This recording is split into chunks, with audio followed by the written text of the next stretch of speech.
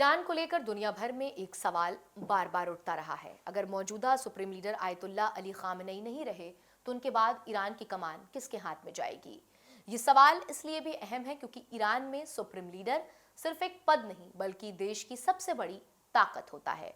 सेना, सरकार, न्यायपालिका और विदेश नीति तक सब कुछ सुप्रीम लीडर के इशारे पर चलता है। इसी बीच अमेरिकी मैगजीन टाइम्स से जुड़ी एक रिपोर्ट में बड़ा दावा किया गया था। रिपोर्ट के मुताबिक आयतुल्ला अली खामनेई ने अपने बाद के लिए 3 संभावित उत्तराधिकारियों के नाम तय किए हैं, यानी ईरान में सत्ता का अगला चेहरा पहले से सोचा जा चुका है।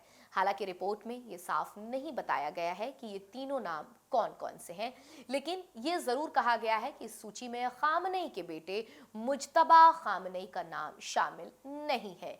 ये बात इसलिए अहम मानी जा रही है क्योंकि लंबे समय से ये चर्चा चलती आ रही है कि मुज्तबा खामनेई अपने पिता के बाद सुप्रीम लीडर बन सकते हैं। मुज्तबा ईरान के ताकतवर धार्मिक और सैन्य हलकों में प्रभाव रखते हैं और आईआरजीसी के कई वरिष्ठ अधिकारियों से उनके रिश्ते बताए जाते हैं।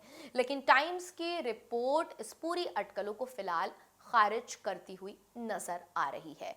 अब ये समझना जरूरी है कि ईरान में सुप्रीम लीडर कैसे चुना जाता है।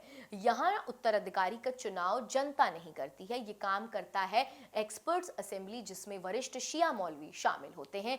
यही असेंबली तय करती है कि अगला सुप्रीम लीडर कौन होगा।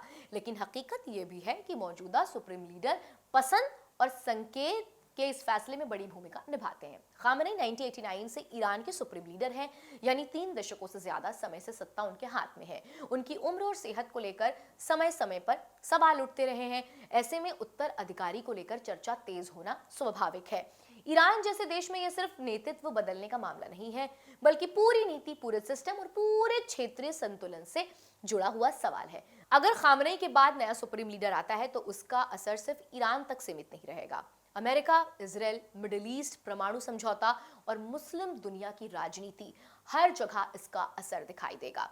यही वजह है कि दुनिया की नजरें इस बात पर टिकी हैं कि ईरान का अगला ताकतवर चेहरा कौन होगा।